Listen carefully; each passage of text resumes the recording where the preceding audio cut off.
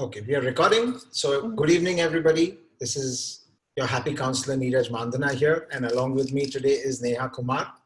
And Neha Kumar is the founder of an organization in Bangalore called Research Discovery. Neha used to be a counselor herself previously, and I am aware that she studied abroad. If I remember correctly, it was in Mhm. Holland. Yeah. And we are so happy to have you join us. Welcome to the platform, Neha. Thank you so much. I'm quite excited to be here, I would say. And Neha is going to be sharing with us today about the importance of research in high school, something that I'm very passionate about, having pursued research at college and worked with so many students and building research projects across the years. I know it is one of the things that the top tier colleges look for. Just because you have done well academically and you have good grades at school does not mean you're college ready. There is a lot more to being ready for the classroom of the college for all of you tomorrow than just doing well in the classroom and in the tests. And I welcome Neha to present today about the importance of research, how people should go about structuring their research projects, and also, in her interest to talk a little bit about research discovery and how some of the students here might benefit from it in the future. So I'll just mute myself, and Neha, you should also be able to share your screen in case you wish to desire. Right. Okay. Okay. Thank you so much, Dr. Neeraj. Thank you so much for that introduction. I'm going to share my screen with all of you. And just one quick thing, sorry to Yeah. butt in. For those of you who have questions in the audience, students, and I can even see a couple of parents, please feel free to post them in the Q&A, and I will be curating them, moderating them. I'll try to get Neha to answer them right at the end when we have time. Okay, so we won't stop in the middle, but please feel free to post questions about anything. All right. Thank you. So, Dr. Neeraj, if you do want to stop me in between, that's absolutely fine because I think the questions would be important and it is at the end of the day for the students. So I do want to emphasize on that I'm willing to take more questions than just the 10 minutes assigned to me. I'm going to quickly change this into the presentation mode. And you guys should be able to see my screen. You're good to go, Neha. All right. Thank you so much.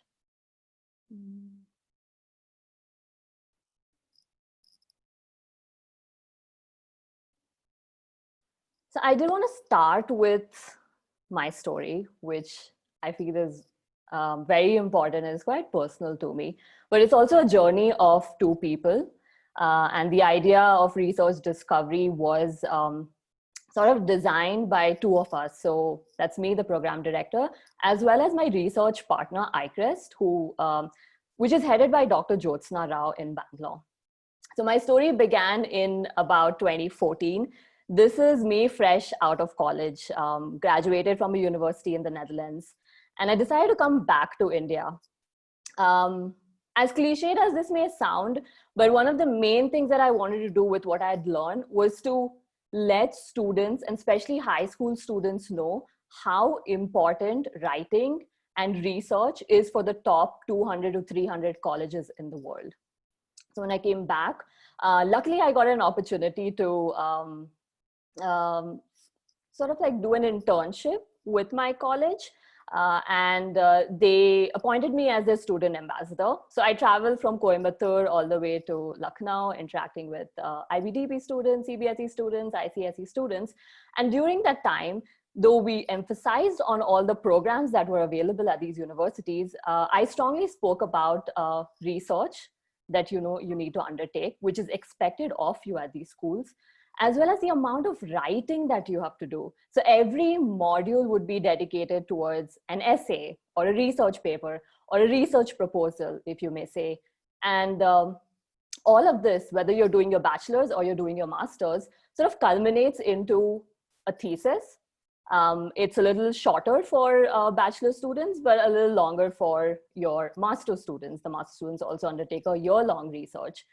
And that was not imparted when I was here in India. So I came from a teaching university and I moved to a research university. So I started this journey in 2014, speaking with students. I'm going to hurry up with this, speaking with students on that, the trip that I took across India, came back and I said, that's not enough. So I wanted to get a footing into the school, the academia, if you may say. And so I started teaching at a school, and I proposed that, every school needs to have a research program. But school being school said, we have extended essay and you could supervise the extended essay. So I said, that's absolutely fine, because, it is a step for you guys, and most of you doing IBDP will do your extended essay. Moving on, I worked for a counseling company, and I proposed that we do a workshop on writing skills, which was a major hit. And it was also for me a point where I realized that this was an important skill that all of you need to take to university. So we did these programs, we ran workshops through the year, and kids came out with like amazing projects during that time. And I think I'll talk about one of the projects. Came out with amazing projects, and they wrote that. So they had a research paper handy right before their admissions, before their applications, and some of them attached that as their portfolio, potentially even in slide room, or additional information where you could talk about that in your activities. So that's my story. In parallel, Dr. Jyoti's story also began at around the same time. So this was 2015. There was this schoolboy. I think he was in his 11th standard, who kept pestering her to join her lab. And as any researcher, as any professor you may have approached in the past, she was quite skeptical of having a high school kid in her lab.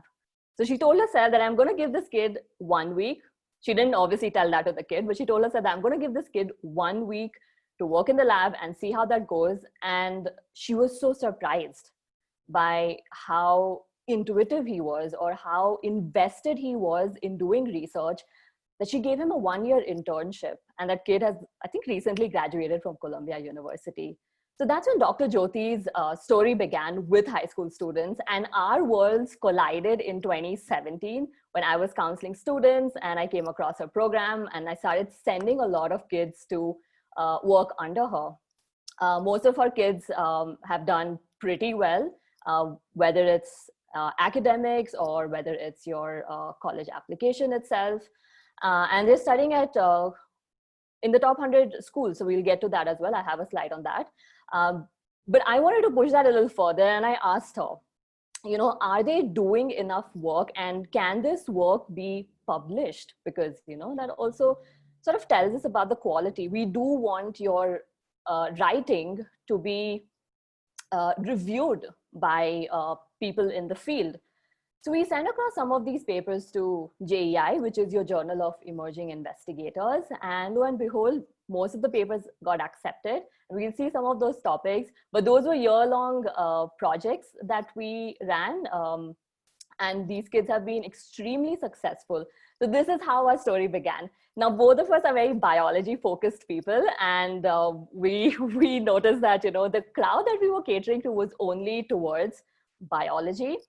And we wanted to take that a step further. And so now we're collaborating with a lot more researchers and a lot more professionals in fields, people who've been doing this from the past 10 years, from the past 20 years. So they've obviously been successful at universities, but they've also been successful in their profession. This is what they've been pursuing from the past N number of years.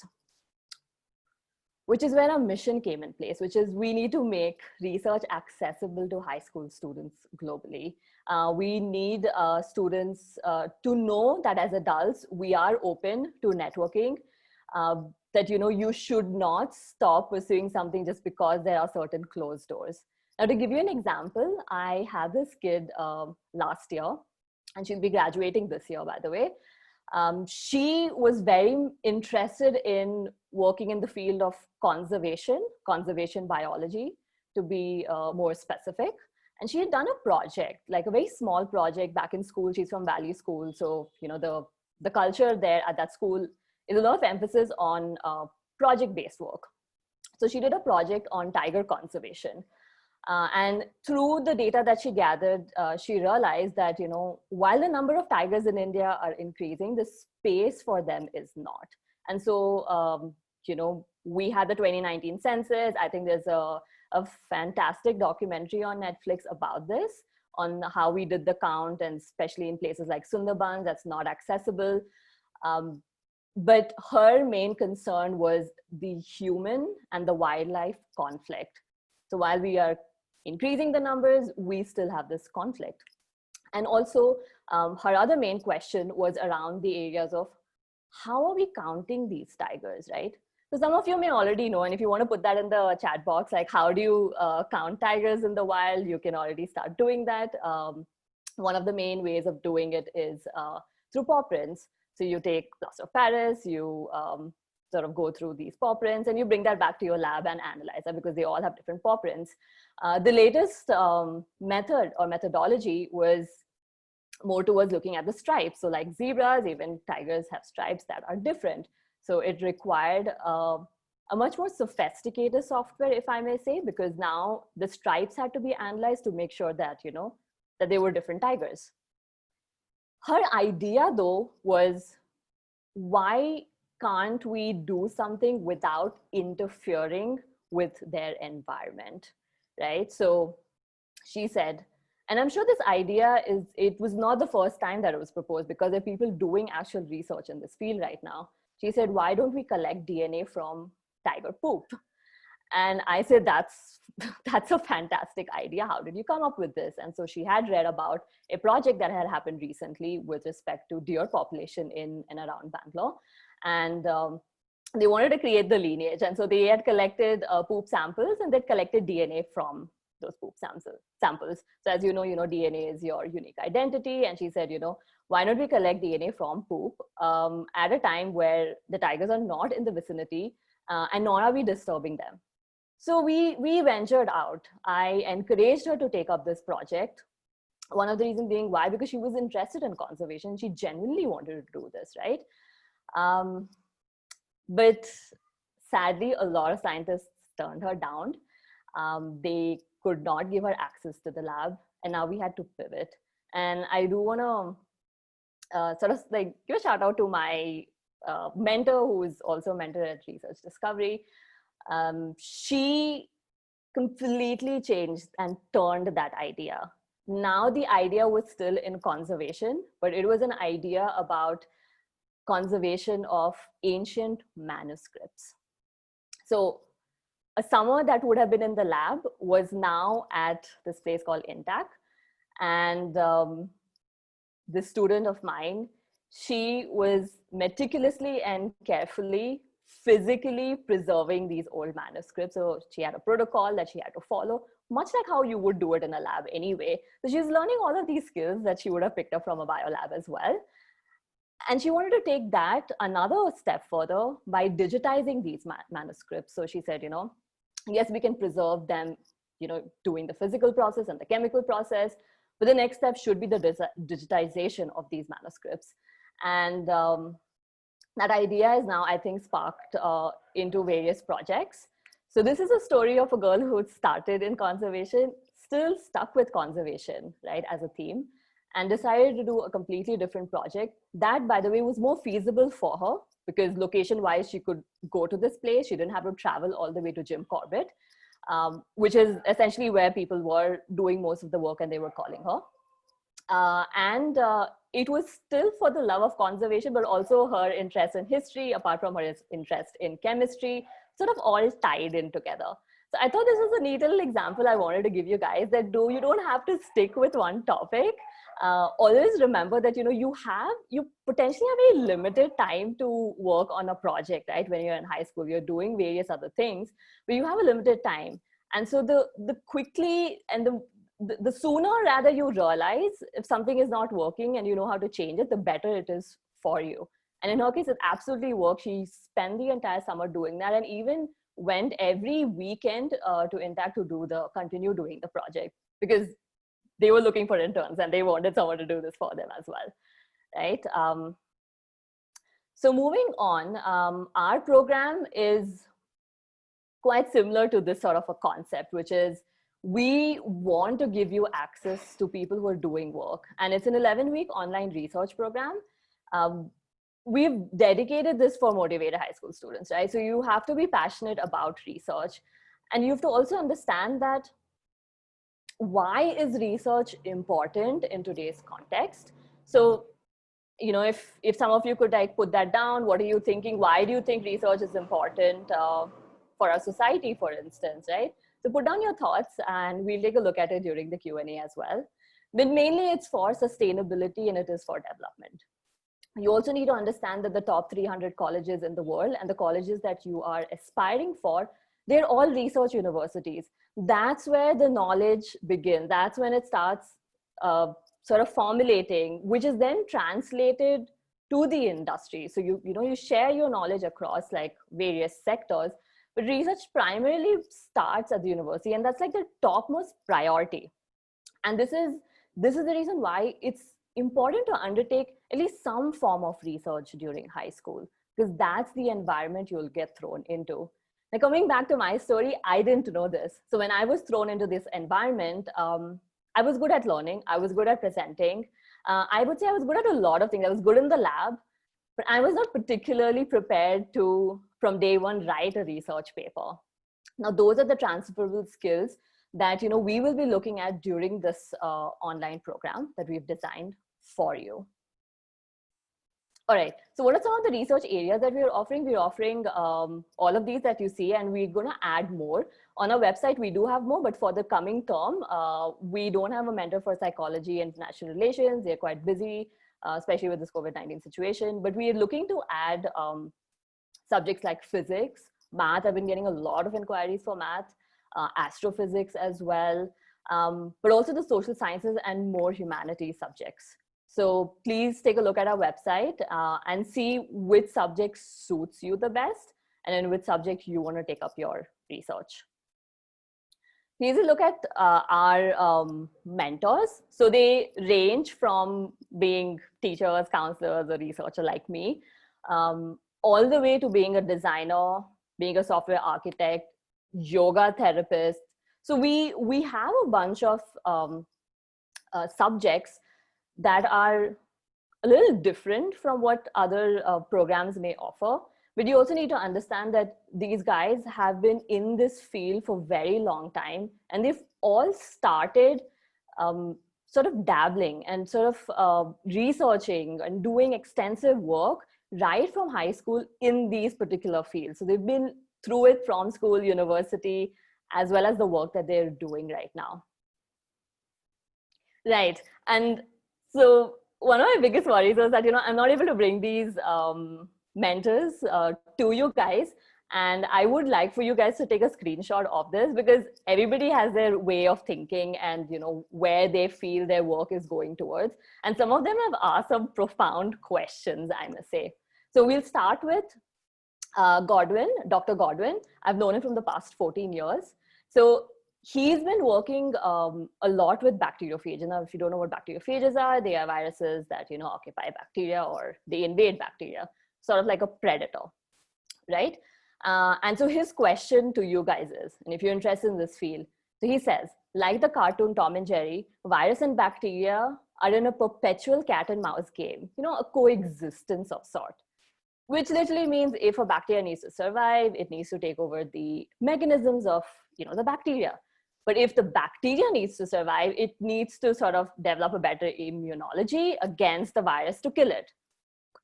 Now, what he goes on to say is super important, which is, what is the best strategy or strategies a virus, in particular a bacteriophage, can adopt to propagate while ensuring that resources are not exhausted? So when he says resources are not exhausted, he means let's keep the bacteria alive, but let's not make it as strong so that it can overpower the virus. So that's his question. I want to move on to Dr. Gurraj, because he is this very big believer, I think, of longevity. And if you're interested in areas of longevity, I personally suggest please look up Dr. Peter Attia. He talks a lot about longevity. So one of the questions, or a couple of questions that he asked, very open questions, were, what is your understanding of being healthy? So think about that. Do you think exercising is healthy? Do you think having adequate sleep is healthy? Do you think nutrition is healthy? Do you think it's a combination of all of that? Can you manage your stress? So think about that. He also asked, what is an ideal drug? So he is a pharmacology major, so he works a lot in drug discovery. So he's posing a question: what is an ideal drug? Do you treat the person or do you treat the disease? All right. So some of these questions are built on what these guys are doing. Our designer, Vinesh Janardhanan, is actually asking a very pertinent question, and I feel this should apply to everything that we do, right? So he's saying, how can a single act of empathy while designing change the way we live? He wants you to think about sustainability. He wants you to think about long-term effects, right? By long-term effects, he literally means, how are we changing the environment we are in? What are we doing to the earth? What are we doing to the universe? And it's pretty profound. So take a look at this. Think about it. You could write to me, send out these answers. I can put you in touch with these guys and you can have these conversations with them. All right, so why research discovery? Now, you must understand, and this is what Dr. Neeraj was emphasizing on, is the skills that you pick while you're in high school that needs to then translate into when you go to college. So one of the main skills would be writing. The other would be, how do you delve into a topic, right? So how do you research a topic itself? It could be very procedural. Do you know the databases to use, for instance? Do you know where to look for data sets? Now, these are very procedural, right? But the other skills that you may want to develop are your ability to analyze text, your ability to interpret data, your critical thinking skills as well. So while you're reading and while you're developing a research project, think about topics that can't be easily, I would say, answered by a yes or no question, because then it's just a question. You're just posing a question, right? But think about ideas where you've had to analyze text, you've had to understand the differences or the stance that the authors are taking or the researchers are taking. How are you interpreting their data? How are you addressing the gap in a research? Those are the ideas that click, and which is what translates into, you being a critical reader, you analyzing data, etc., etc. And who will help you do all of this? We will, because we have a world-class faculty, we have researchers, we have professionals who will engage in this sort of conversation with you. It'll also, hopefully, a lot of kids don't take up research, so it hopefully gives you some sort of an edge over the other kids. Having said that, it's also your academics. So obviously your academics, your standardized testing scores, they count before your extracurriculars do. But if you're interested in a topic, if you really want to dive deeper with these topics, I would suggest either write a book or take up a research project. All right. So moving on, something about our program structure itself. So we're going to offer 3 terms. We are actually currently running a summer term, which will end in about 3 weeks. So we are in the 7th week of our program, in about like 4 weeks, I would say. The next term is in winter, so October 1st to December 13th. That's about 11 weeks for the term itself. And the 12th week is designed to review your paper. So there'll be 3 reviewers. That's one is a supervisor and 2 blind reviews. And an applications close on the 23rd of September. So what happens in these weeks? You will have a weekly one-on-one session. You'll have a weekly group session with your mentor. And in the group, we're not going to have more than 3 students per research area, because we do want to give you guys that individualized attention. During these sessions, it will be quite intense, because I've sat in some of these sessions and you will learn a lot about the research that they're doing and their research, either their research topics or the research that they've been involved in from the past, 5-6 years. They do tend to start, like most of our mentors do tend to start with the basics. So if you're in, let's say, Dr. Jyoti's class, she will start with the basics of immunology. When I say basics of immunology, they're still very hardcore sessions. So these last anything between 1.5 hours to 2 hours. Some of my sessions, some of the mentors have also just gone ahead and taken the session for 2.5 hours. They don't really keep track of time, I must say. But these are put in place so that we can create a timetable for you. And then you will also have, parallelly, you'll also have the writing course.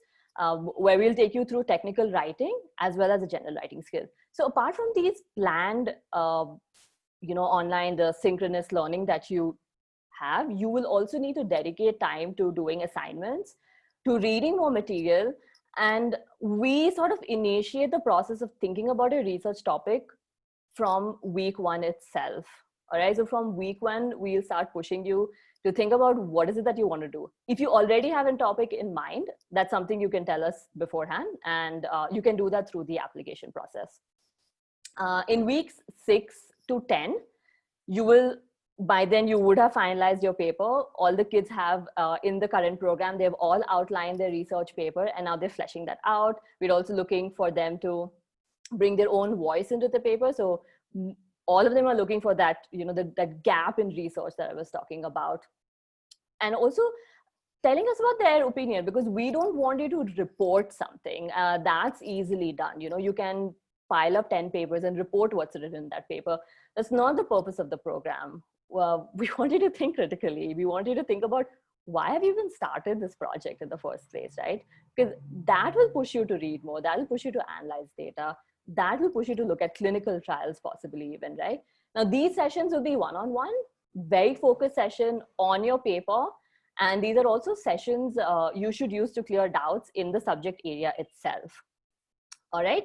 And then we have additional workshops. So we'll have workshop on a software called Typeset, as well as a workshop by our in-house designer, who is a senior designer at Adobe, who will teach you presentation skills.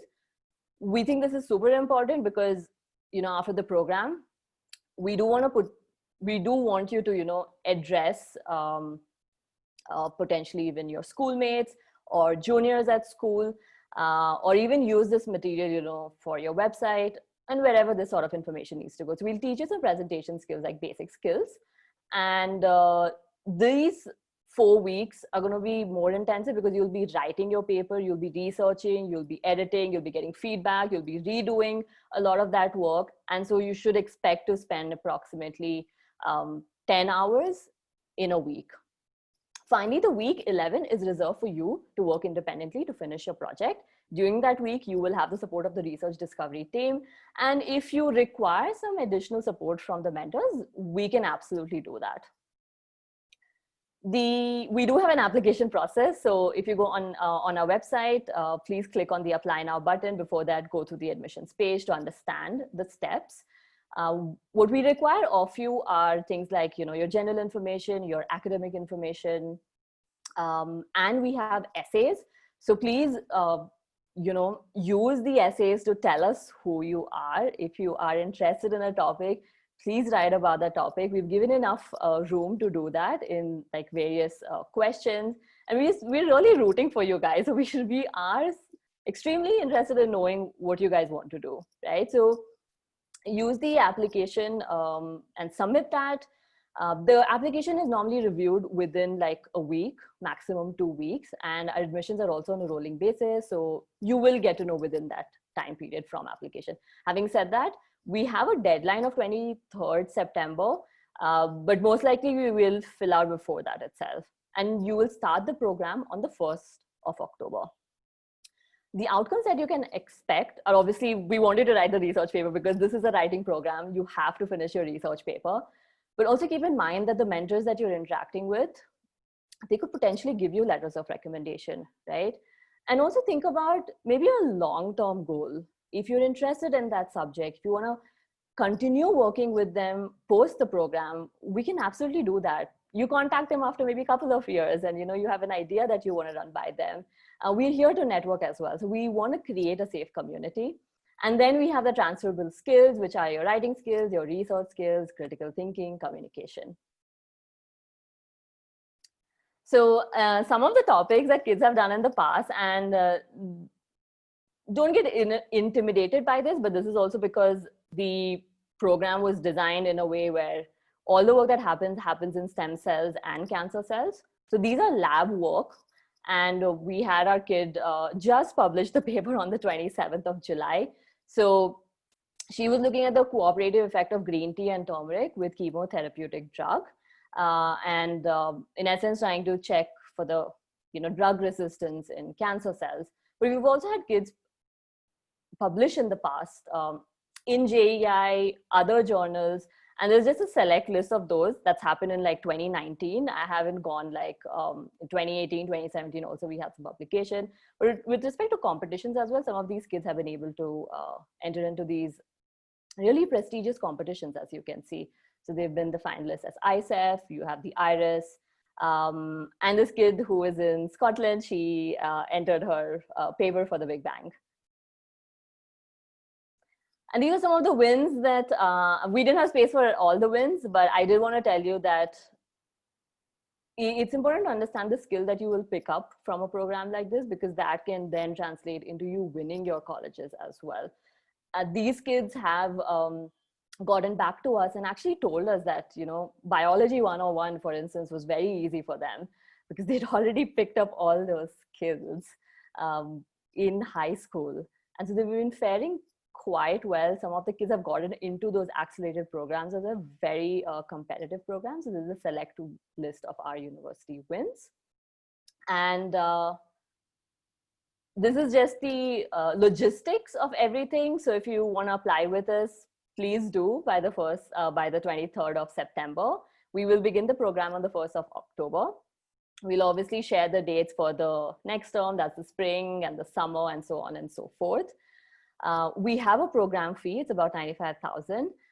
Please keep in mind that, the mentors are taking time from their normal work. They do work potentially 9 to 5 or even longer, I would say. And so a lot of that is going towards the mentor. And we're open to our grades 10 all the way to grade 12. Also, if you're a gap year student this year, you could benefit from this program. So thank you so much, guys, for paying attention, I would say. Yes, Dr. Neeraj, do we have questions? Sure, thank you. Thank you. If I can ask you to just stop sharing the screen. Yeah. And I will pull all the questions up. Thanks for that presentation. I enjoyed it. You mentioned the word immunology, which always gives me the chills because I remember my immunology professor from junior year at UCLA, and it was my worst class at college. Oh, really? So the first question is it possible for the terms timings to be shifted? Any flexibility in them? Yeah, so we will be offering this 3 times in a year. And that's the sort of flexibility we are giving to students. We're not restricting it only to the summer or the winter. If the winter term doesn't work for you, then our spring term will start on the 8th of Jan. And I will notify you guys of that. Okay, if that helps. Yeah, so it's good to know that there are multiple options in the year, right? Yes, okay. Absolutely. Okay, great. Second one is the topics that were mentioned in the list covers most of biology, biochemistry, and sciences, which is what you also alluded to. Yeah. My areas of interest are maths and physics. Does your organization offer any research topics that may be of interest to me? So we don't have a mentor for math and physics, and we are actively looking for someone. As soon as we do, we'll let you know. But if you have any sort of like inclination or if you're thinking of something interdisciplinary between computer science and math, that can definitely be accommodated. So Pawan, who was our computer science mentor, is also a math enthusiast, and he would at least love to have that initial conversation with you to see if you guys can do a project together. Okay, super, thanks. And the last one, we only had 3. Okay. By when will these subjects, the new subjects that you were talking about, by when will these subjects be added? As soon as possible, guys. I mean, we're really working towards this, and they will be updated on our website, which is www.researchdiscovery.in. Or if you Google Research Discovery online program, you will find us. And as and when they're updated, I think I'll also let Dr. Neeraj know about those subjects. Okay, thank you. And now a new question has popped up. Yes. Is it encouraged for class 10 students? Alongside the exams and focus is mainly on studies. So any comments on, how a grade 10 student might approach this differently from an older student? Yeah. So for a grade 10 who is in grade 10 now, I think most of you will be getting towards your mock exams. And ideally, you would want to concentrate on your mocks and apply in the summer, because that would be the ideal time for you to take up a research topic. So we are looking for grade 10 students who have, finished their grade 10. They don't have that burden of a board exam anymore, an IGCSE exam. And so do apply in the summer. Yeah, and in my experience, it depends on the curriculum from which you're coming. Yeah. Typically, I have seen the students coming from CBSE, ICSE are much more focused on the grade 10 exams compared to the MYP and the IG students. Right. Here's another question that has popped up. Will these terms also be available in 2021? Yeah, absolutely. We will run 3 terms and we will continue running 3 terms for a pretty long time. Okay, great. Super. Thank you. So, okay, students, if you have any other questions, please feel free to post them. Otherwise, maybe I can ask a couple of questions now.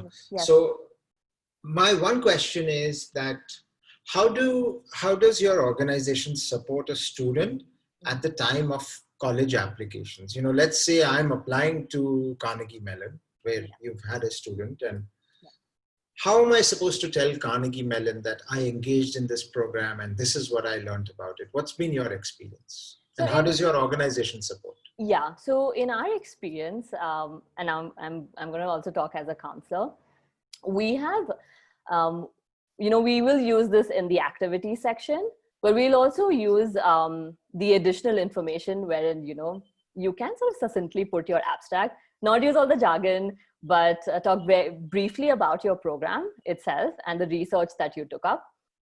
And we strongly encourage students to reach out to the mentors because with respect to, I remember last year when this kid was applying to MIT and she uploaded, her research paper, there was an immediate email that was sent out to the mentor who mentored her for that particular research paper.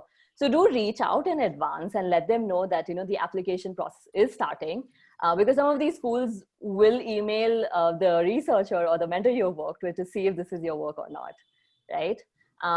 There are other options as well, like if I'm not wrong, the slide room for some of the universities' work. But majority of our kids write about that in their activities. And they also talk extensively in, let's say, a supplemental essay as to when you have to address the why major. So why do you want to major in this? And then you talk quite broadly about the project you did because it's in line with, the major that you are applying for.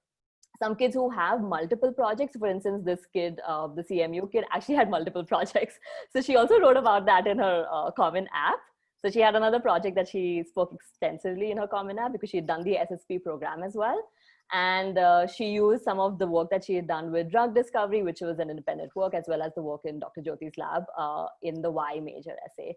So I think you can use it in multiple ways, but just be careful that some of these schools will reach out to your mentors and just let them know to keep an eye on their email so that they respond to that. Great. Thank you for that. So I think if there are no other questions from the audience, maybe we can stop there. Thank you so much, Neha, for being with us today. I look forward to being in touch. Thank you so much, Dr. Neeraj, for inviting me. All right. Bye, guys. Bye-bye.